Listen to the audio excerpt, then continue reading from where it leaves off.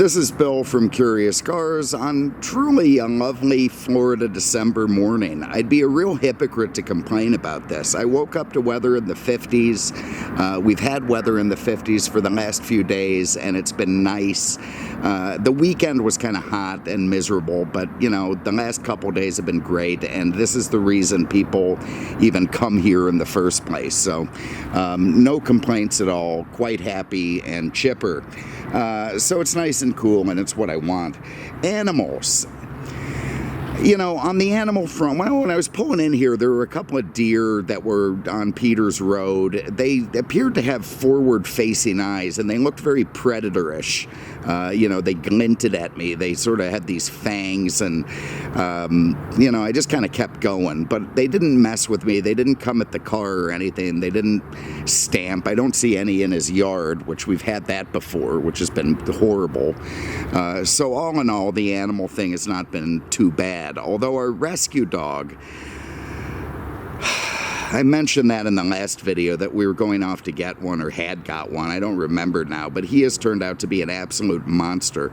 More than anything, he just seems to enjoy pissing. That seems to be his thing.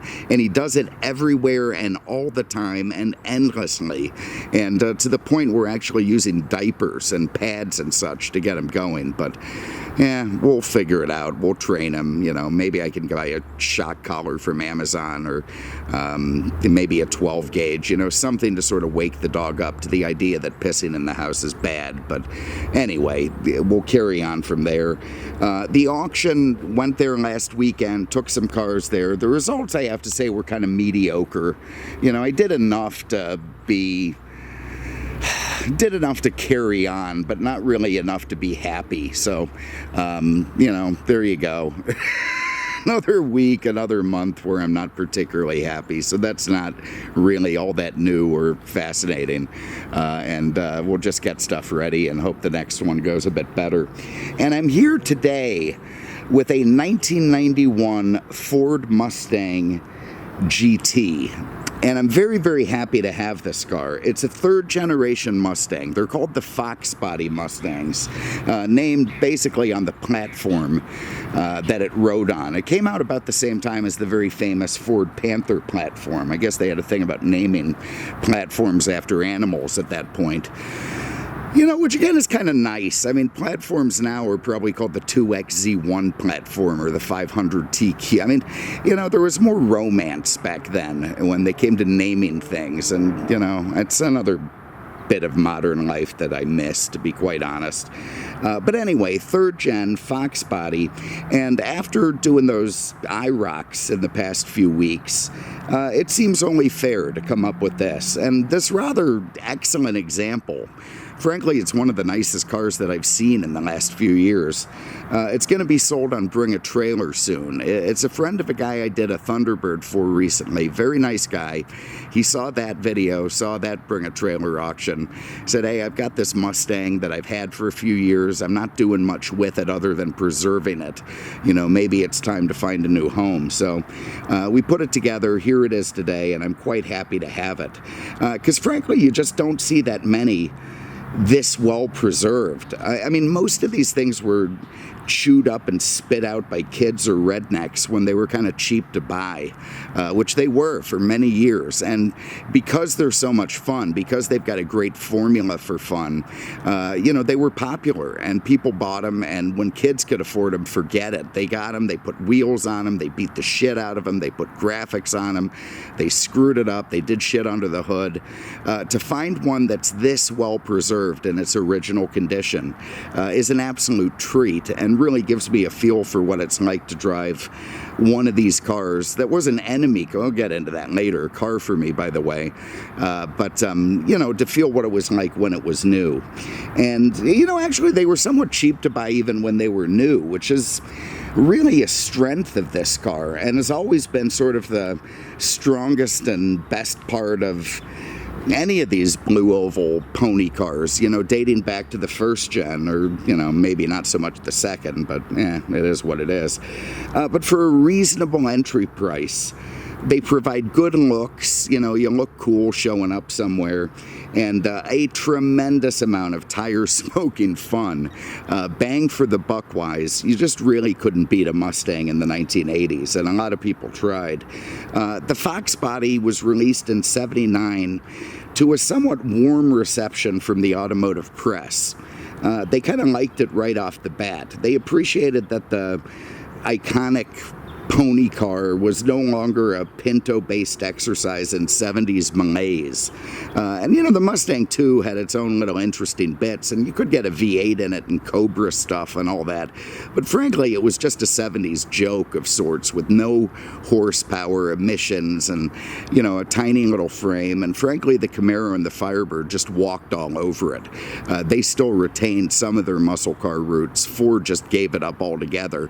First, in the early 70s, they turned Shinoda's design into kind of a bastardized personal luxury coupe, and then they just gave up the ghost altogether and made it a little economy car almost on that Ford Pinto platform. So, you know, of course the automotive press liked this thing. They're like prisoners of war who were given a bag of potato chips or something. I mean, you're talking about America in the late 70s.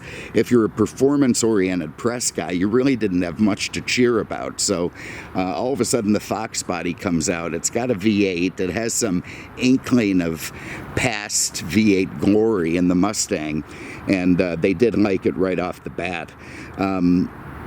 Instead of that little Pinto car, it was sort of a larger platform. It had more trunk space, more interior space. It was a larger and sporty platform. It sort of developed for the Ford Fairmont and the Mercury Zephyr, but nothing wore it better than the Mustang. It just suited the Mustang better than any. 15 different cars would actually use the Fox platform, but honestly, the Mustang is really the most famous for it. There was a Mercury Capri, kind of a sister ship to the Mustang. It shared a few panels and similar looks, but it just sort of was a quiet sibling that, you know, sort of just tooled along. Probably the most interesting Fox body to me was the Mark 7 LSC. That's a car that I absolutely love, and it also put the platform to great use, but you know, there just weren't as many of them as there were these things. And compared to the Mustang 2 that it replaced, this thing had lots of room in the engine bay. Very, very. I have that Pinto now with the big block in it. There's not even room for exhaust. But this car had more room under the hood. And in '79, it didn't matter because it really wouldn't be until 1982 that Ford actually put something in there worth having. But when they did, it would change the decades-old spiral, or at least decade, you know, since the early 70s, the spiral of American performance cars into the sort of over-emissioned, low-horsepower malaise that, you know, would barely spin a right rear tire. And 82 was a very red-letter date turning point for that, when you know, Ford put a 302 HO under the hood to compete with the Camaro and Firebird, which in '83 would put their own HO V8 under the hood, and the horsepower wars were essentially reignited, and the rivalry between Ford and GM and the Chevy and the Firebird and the Mustang all came back and started this run that would take us to where we are today, basically, when you've got 900 horsepower Camaros and Mustangs running around. Well, that all began, I would pin it, back in 1982. And that car in '82 was a Ford Mustang GT, which was a trim package that they robbed from the original Mustangs that had already been out there. And basically what that package did was take, you know, the cars had a bunch of options available to them. The GT package took some performance options and put them all together in a package that made sense. So instead of just nitpicking 50 different things, you could pick the GT package and it would come with most of the stuff that you wanted. And Ford revived that moniker and slapped it on their new for '82 302 HO V8 Mustang, and then awkwardly mixed its metaphors in their ads by saying the boss is back. Well, I mean, there was a boss Mustang. It actually said Boss on the side. So now you've got GT and Boss in the ads, even though it isn't a Boss. So it's just typical weird Ford shit. But anyway, it worked well. GM's introduction of their own HO V8 in '83, you know, came together at the same time, and the war was just on. It was on, and you know that I did that 2019 Shelby GT 350 the other day, and that is where all of this led to, is stuff like that. Thing had like what, 900 horsepower with the supercharger, a whole different world, but it had its roots in these cars. And kids today crashing their Mustangs after leaving a Cars and Coffee, or you know, going out on a Friday or Saturday night, probably don't know how close all of this came to not happening. I mean, the Mustang was absolutely slated for extinction. Escalating fuel prices in the 80s led Ford to plan for the demise of the traditional rear drive Mustang, and they were going to replace it with a Mazda MX-6 derived front wheel drive car in the late 80s. That was the plan. Ford Mustang enthusiasts heard of this, they caught wind of it, and they launched an all-out lobbying campaign on Ford brass. I mean, littering them with angry letters, phone calls. Enthusiasts in the automotive press wrote stern editorials, you know, sort of all the stuff that you did before the internet. And they won. Enough people screamed and yelled that they actually won. It just worked. Ford decided to keep the traditional Mustang going, and the Japanese Mustang they were going to replace it with instead became the Ford Probe in '89.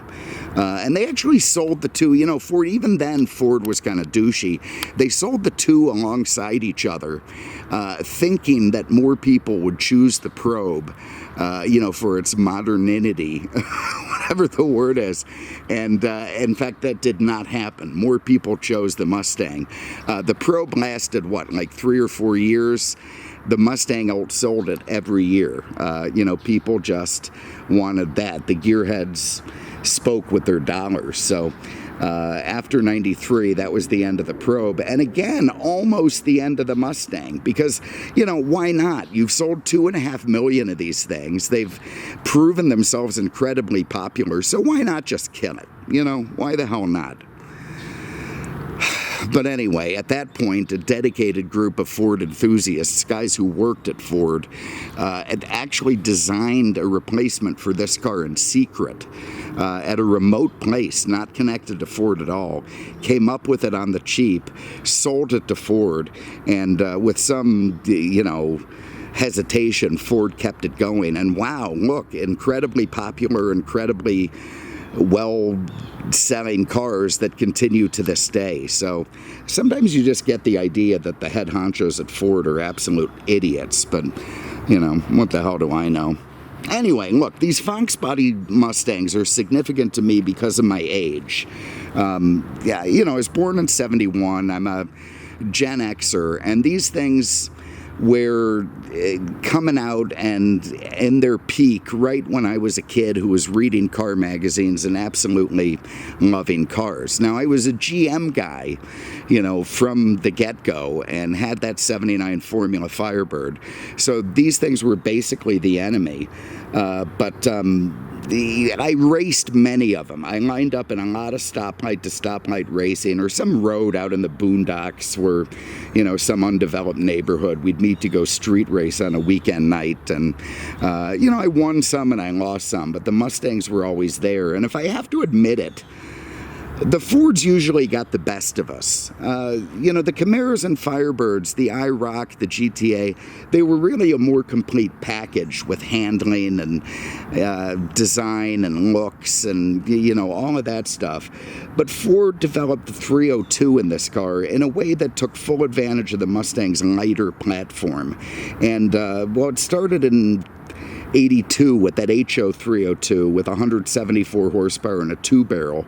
By '85, it had gotten a roller cam, factory headers, and an honest-to-God Holley 4-barrel, and put out about 220 horsepower. And that was just in time to compete with the tune-port injection IROCs from the same year. And compete they did. The IROC, again, was really a better all-around car. But stoplight to stoplight, the Ford was faster. It pains me to admit that, but it's true. The Ford was faster. Flustered, GM finally dropped the 5.7 from the Corvette into the Camaros and Firebirds. They did that in '87. But Ford had then gone to fuel injection, added a few more horsepower. They were still pretty close. And even though the 5.7 Camaro could take the Mustang, it had probably a faster official time, it really came down to the driver.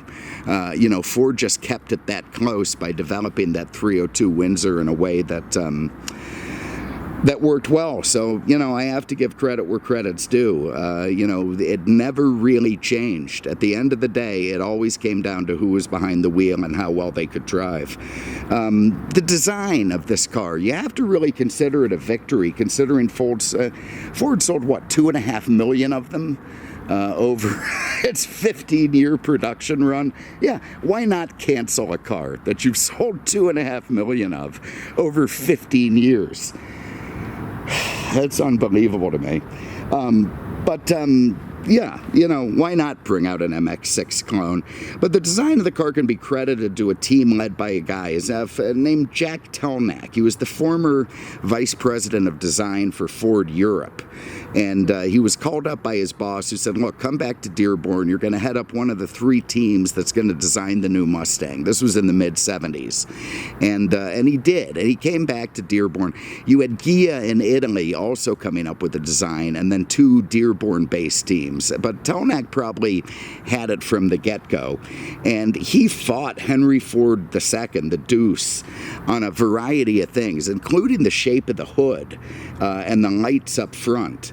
And he ended up winning. He made it much more aero and modern, than other cars at the time. Certainly more aero and modern than Henry Ford II wanted. It had a lot of European influence, despite having some, tremendous American roots as well. And it worked out extremely well. He won the day, by the way. Telnack, his team, got the design that worked. And it had 4 square headlights up front. I guess Mustang guys call them 4 eyes, the early Fox bodies. And a grille that was very aero, and a complete departure from the original Mustang design, which is what Henry Ford wanted. He wanted more of a hood scoopy, classic grille, 2 headlight thing. Well, Telnack, he beat him out, which is not easy to do, but he did.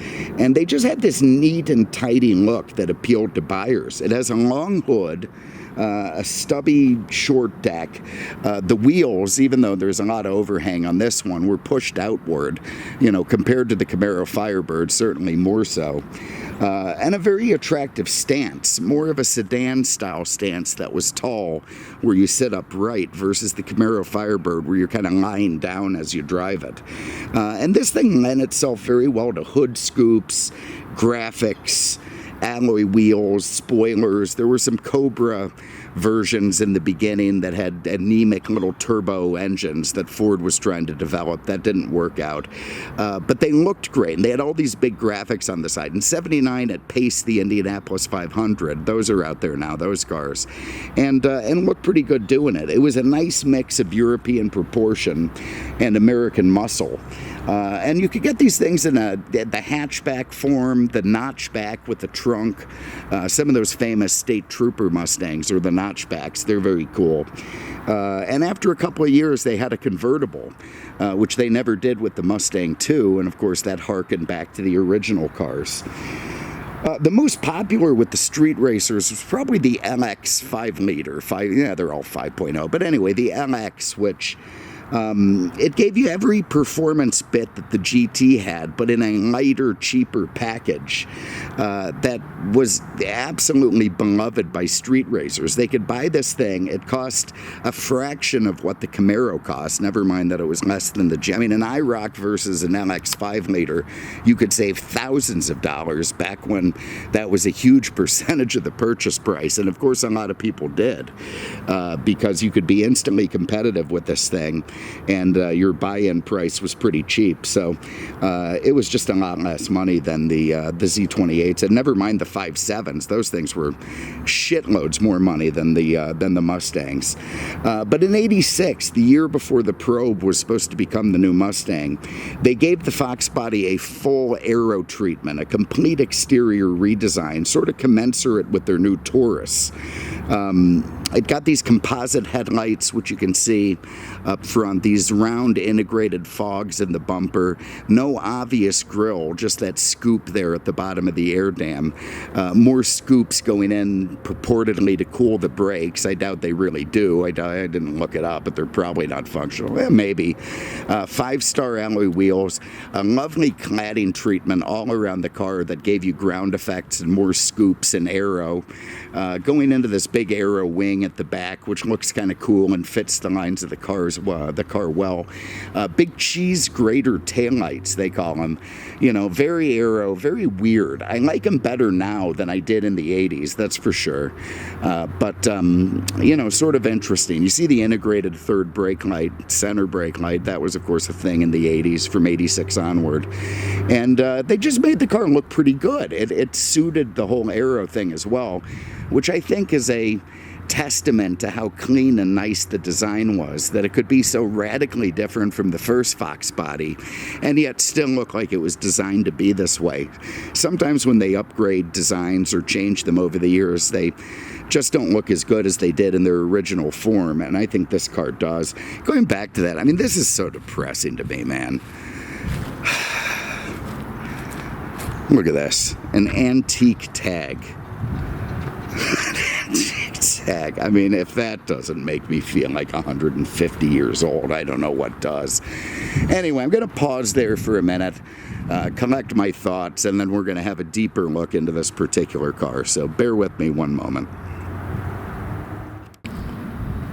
All right, so let's have a look inside the hatch. I love this hatch key that Ford had with the big oval on it, you know, that sort of gave you room for your thumb and index finger. It's silly, but I like it. I'll pop that out. The hatch was actually the most popular style these cars came in, probably for a variety of reasons. They're certainly the most utilitarian. You see this thing still has the cargo cover in the back, which is great. Those rear seats fold down, so you got extra storage room, plenty of spots for woofers back here, which of course 90% of them had. You know, nice red carpet. The interior of this car is finished in scarlet, it's called, which, yeah, you know, it is scarlet. You look under here, you get the spare tire. It's a donut, has a jack, still has the weird little stuff that comes with it. The, you know, the wheel key and the lug nuts for the spare and such. Looks great, all very original, and just absolutely lovely. And you see those VIN stickers back there. They're kind of cool. They give you the, you know, they let you know it's all original sheet metal on the car, but that's more a bring a trailer thing. Man, these hatch struts are working overtime. I bet they have to be replaced a fair amount. Have a look under the hood. Oh, there's a release down here somewhere. There it is. And no struts up front. You got to hold this heavy hood until you get the prop rod in. But of course, that was part of the what made them less expensive than the Camaros. Oh, let's try to do this without killing myself. All right, there we go. So here it is, a 302 Windsor.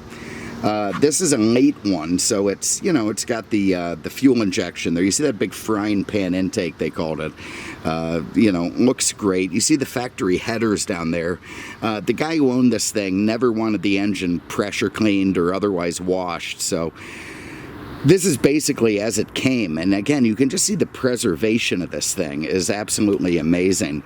But it's a very, very simple platform. You can see the strut towers there. The thing got new struts on it. It uses springs and struts up front, uses shocks and springs in the back on a trailing arm axle.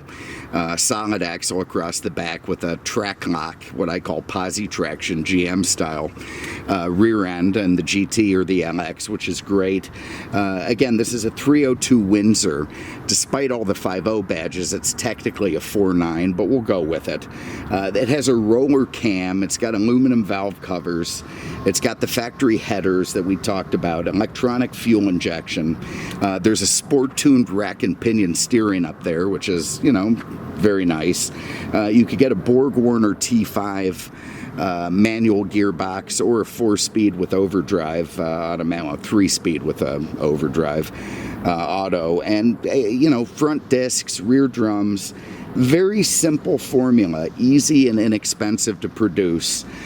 Made the sticker price, again, lower than the Camaros, made it more appealing to starving students everywhere.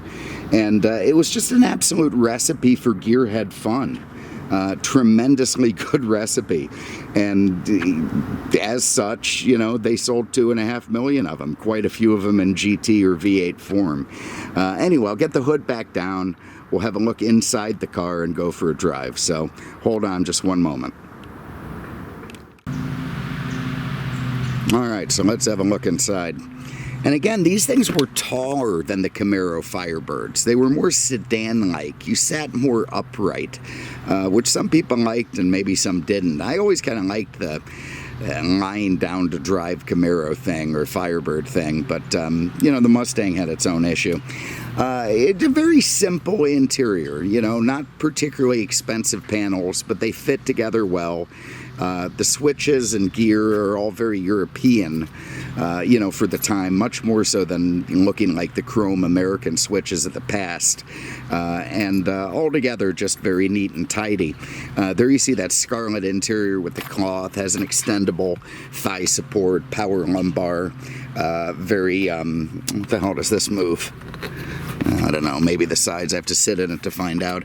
The back seats, your Canadians are going to be pretty chipper back there. You know, it fits 3, a very, you know, straightforward. Look at the levelness of that bench seat. You could, you know, it looks like it's just a board, but I don't know how comfy it is, and I'm not going to find out.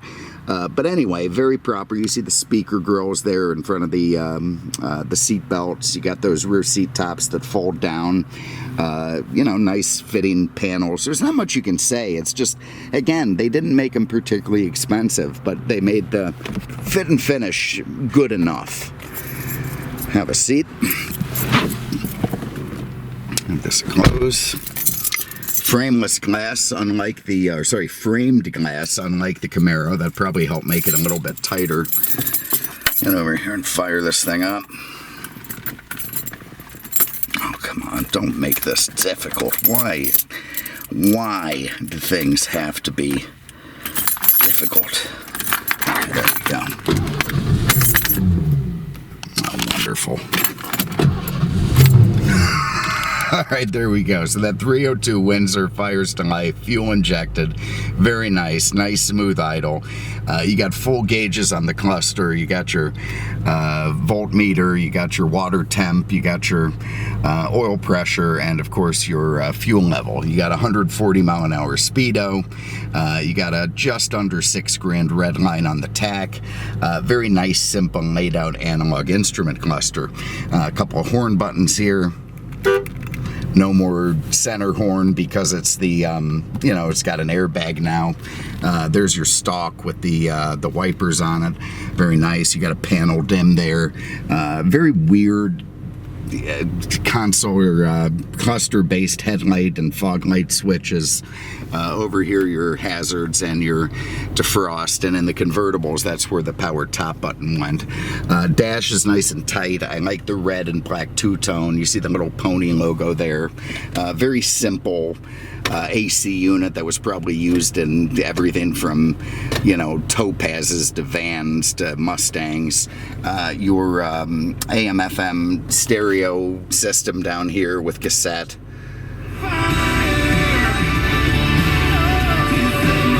I don't know what that is, but I hate it. 94.5, the Arrow. Oh, there we go. yeah, getting going in a Mustang to Unchained from Van Halen is fantastic. Here in the glove box, you see you got your manual, the original child seat locking clip, trunk release, very nice. Rear view mirror bolted to the windshield, adhered to the windshield. Nice and simple, crystal clear. Ford's insane map light, which looks like, again, something from a haunted house. I mean, it is just the weirdest map light, but it works fine. You got sun visors here with these things. They're not coming on. Maybe you need the lights on, but anyway, sun visors with cocaine mirrors, lovely. Here you've got these, your ashtray and lighter. You got your power mirrors here. You got a little place there to put pens and such. Here's your cassette storage in here, but you could fit a nice small 9mm of some kind for, you know, personal protection. Lovely. Over here you got your power windows and door locks. All working great. Let's get the seatbelt on, go for a spin. There's no pretensions about this car. You know, they're not trying to hide the wipers. There they are up there in the windshield. They're not trying to do anything particularly trick or special. It's just an interior, and it's nicely designed and looks good. But I think it was also designed to be relatively inexpensive. There you see the shift bezel, all very nice, you know, as it should be. Got nice cold air coming at me, and away we go. See if Peter's gate got any faster. Now, I think part of the reason that these cars are starting to regain traction in the collector market goes beyond nostalgia, although obviously that plays a pretty big role in it. But part of it is that they're just so simple to own. I mean, again, 2.5 million of them out there, so used parts are not going to be an issue. There's also a tremendous amount of reproduction parts available, restoration parts, and a big enthusiast community that will give you tips, tricks, online resources for doing stuff. The car itself, the platform is so upgradable, so easy to work on, make faster, make more comfortable, make handle better. It is just a beautiful blank canvas, and I think that's also why it worked so well at the time. Is, you know, the car was infinitely customizable. You could get more power out of it, you could get more handling out of it, and it was cheap to do so, and I think that's again why they sold so well. Let's get the air off and give it a little launch here. No women in hats around. Let's see what we got. Just that very little wheel spin. Yeah, I can tell this car's more highway geared. But, you know, there it is. So you got plenty of pep out of that V8. You know, while it's Camry fast today, back in the 80s and even the early 90s, it was a very quick car, much, much quicker than most of the other stuff around it.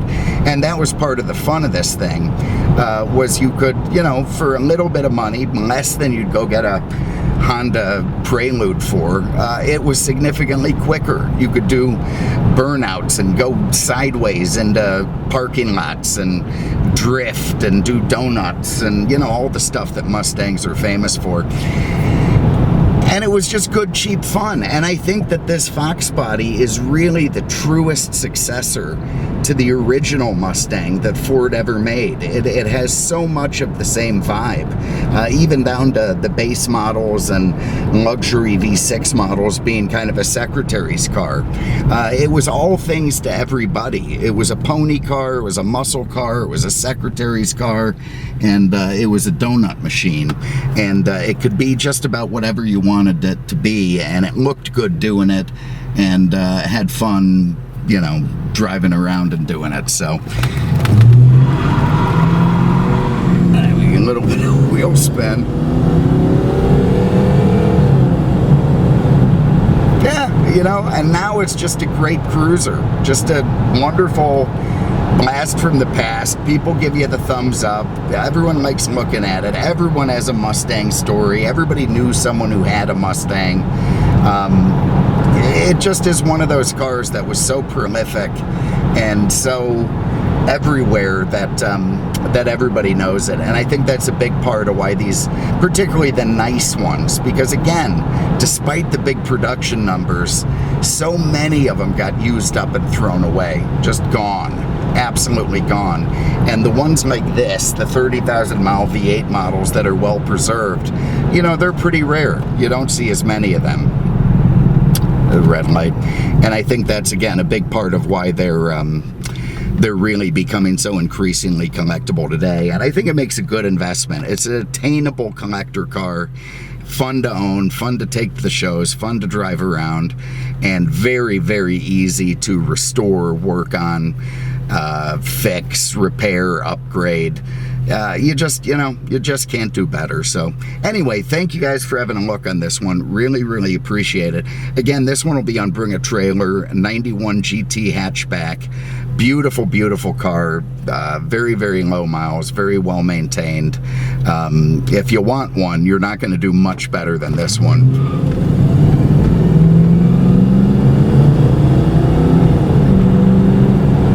Just fun. Good old V8 rear drive fun.